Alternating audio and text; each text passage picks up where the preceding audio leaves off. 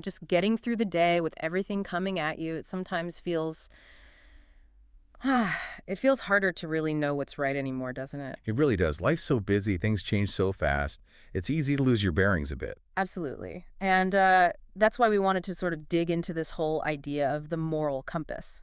That, Mhm. that inner sense of right and wrong, the thing that's supposed to guide us. Exactly. Your internal guide for making ethical calls, navigating things. Right. So our mission today, using these insights from Mark over at Knowledge is King, Mm. is to explore what happens if we start ignoring that guide. Yeah. Can you actually lose it? Yeah. And what does that look like? What are the consequences? We're looking at excerpts from his article to figure that out. Okay, let's dive in. So this moral compass, what is it fundamentally? Well, Mark kicks off by saying something pretty basic but important. Mm. Humans, unlike animals generally, seem to have this built-in sense of morality. Like an instinct. Sort of, yeah. That feeling of fairness, like you don't want to be wronged, you don't want to see others wronged unfairly, it seems quite deep-seated. Okay, so it's part of our wiring.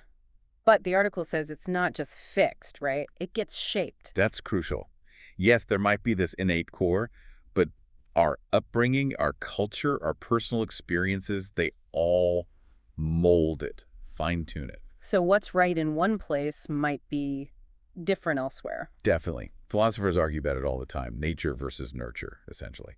Mark's take seems to be it's an interaction, like how much your culture values community, that shapes how your innate sense of fairness plays out. So it's this constant balancing act between that gut feeling of right and wrong and what society tells us. It really is. And that tension, that's where things can get tricky. Which brings us neatly to how does this compass get sort of clouded or ignored? Because let's be honest, we've all probably done things we aren't proud of. Yeah, and the article points to something really relevant today, this huge focus on instant gratification on, well, on me first. Ah, In that kind of environment, it's almost easy to push ethical stuff to the side without really meaning to. we just get bombarded with messages about getting ahead, personal gain. Sometimes it feels like that's all that matters. Exactly. And that constant noise, it can kind of numb you a bit. Makes it easier to justify cutting corners, maybe, for promotion or more money, or just to avoid awkwardness. You start making excuses to yourself. Precisely. Minimizing the ethical side of it.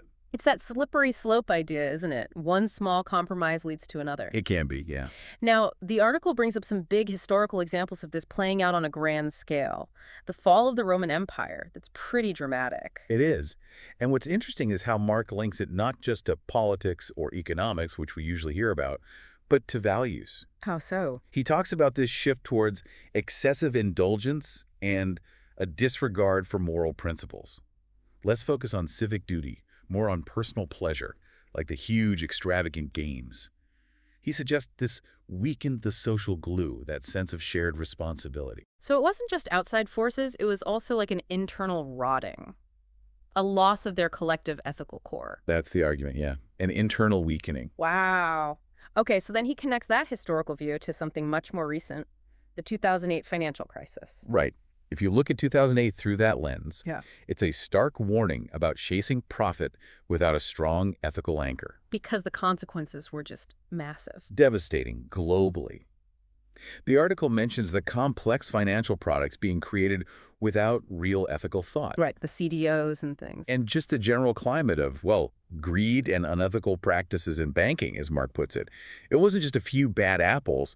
It suggested something more systemic was off. And people lost homes, jobs. It shows how neglecting ethics in one sector can ripple outwards and just devastate lives. Absolutely. And it goes deeper than just systems like finance or politics, doesn't it? The article talks about losing our actual sense of humanity. That's a really profound point. Right. Mark emphasizes empathy, compassion, subtraction.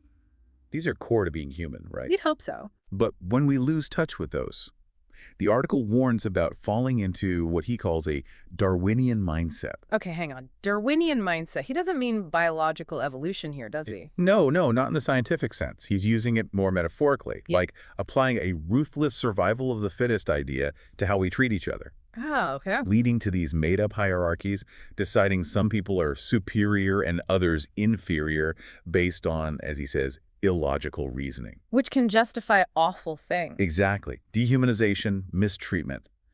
The article is blunt about where this can lead. Discrimination, persecution, even extermination, all built on these baseless ideas. Yeah, that's chilling. How easily we can put aside basic empathy if we start thinking in terms of us versus them or better versus worse. And the damage, the devastating ripple effect he mentions, it just spreads. Creates fear, division, injustice that lasts for generations. Absolutely. It leaves deep scars. Okay, so we see what the compass is, how it gets clouded, the serious consequences. But why? Why do we let it slip sometimes? The article points to a few key reasons. One really big one is just the pressure to fit in. Societal norms, what everyone else seems to be doing. Keeping up with the Joneses. Kind of, yeah. We're soaked in messages, media, social circles, just looking around about what success looks like, what's desirable. And sometimes getting that external thumbs up feels more important than sticking to our own inner values. You get caught up in the shoulds from outside and lose track of what you actually believe. That herd mentality idea he mentions. It's powerful. It really is. Just go with the flow, even if something feels off. And then there's just the sheer speed of everything today. Right, the pace of modern life. Yeah. We're often just reacting, putting out fires, dealing with the next urgent thing. No time to stop and think. Exactly. Right. We don't carve out time for reflection to really consider the ethics of our choices. Yeah. So we make impulsive decisions, maybe ones we regret later. Just running on autopilot. And then he also mentions the world getting more complex, technology, globalization. It makes ethical choices harder. That's a really important factor. Yeah. Things aren't always black and white anymore, are they? Navigating these messy situations takes real thought, a solid ethical base. And when it's ambiguous or difficult, it's tempting to just take the easy way out. The path of least resistance. Yeah, those shortcuts the article mentions, even if they bend the rules a bit. But those shortcuts can end up costing a lot in the long run. Okay, so what are those costs? Let's talk about the consequences of losing touch, both personal and bigger picture. Well, personally, the article talks about inner turmoil, guilt, and regret.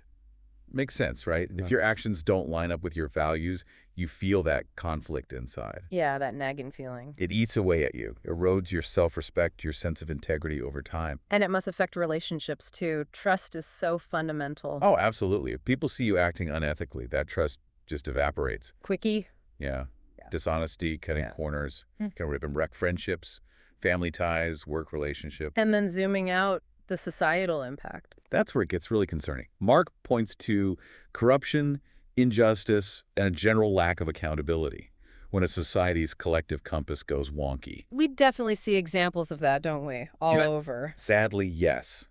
When people and institutions put their own gain above ethical behavior and the common good, it just undermines the whole foundation of a fair society. So the million-dollar question then. How do we stop this? How do we keep our moral compass strong? Or maybe even recalibrate it? The article gives some practical steps. It starts with self-awareness. Really deliberately taking time to look inward. Like meditating on your values. Could be. Or journaling. Or just quiet reflection. Asking yourself, what do I really believe? Why? What guides me? And it's not a one-off thing, it's ongoing. Checking in regularly, asking, are my actions actually matching my beliefs, even when it's uncomfortable? Precisely. And alongside that, education is key. Learning about ethics. Yeah, actively educating ourselves, understanding different ethical ideas, different frameworks, and staying informed about current events that have ethical angles. It gives you the tools, the perspective to navigate those complex situations we talked about. So you're not just relying on gut feeling, you have some structure to your thinking. Exactly. A more informed gut feeling, maybe. Seeking out different viewpoints, too, not just staying in your echo chamber. Right. And then maybe the hardest part. Actually doing the right thing. Having the courage. Moral courage. The article really stresses this. It's often not easy. Yeah. Going against the grain, challenging things, speaking up when something's wrong.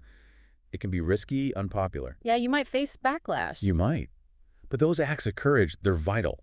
Not just for your own integrity, but for pushing society, your workplace, your community in a more ethical direction. Even if it feels small. And the final piece seems to be accountability. Crucial. Holding ourselves responsible and holding others responsible for ethical behavior. How does that help? It sends a clear message. Actions have consequences. Ethics aren't just nice ideas, they're expected. It builds a culture where people actually think about the ethical dimension before they act. Okay. So, pulling this all together, this deep dive into Mark's thinking really hammers home how vital that moral compass is for us as individuals and for society. Absolutely. Ignoring it leads to trouble, inner conflict, broken trust, And on a bigger scale, the kinds of problems we saw with Rome or the 2008 crisis. And the takeaway is keeping it strong isn't automatic. It takes work. Constant intentional work. Yeah. That self-awareness, the learning, the courage to act, and insisting on accountability. It's about being deliberate in how we move to the world, the choices we make every single day. The big ones and the small ones? Right. And maybe that's the final thought for everyone listening. Think about those small, everyday decisions you make, the seemingly minor stuff. How well do they actually line up with your deepest sense of right and wrong? And what might be the long-term ripple effect? Maybe subtle, maybe not, of those choices on you and on the world around you. Yeah, that's definitely something worth sitting with for a bit.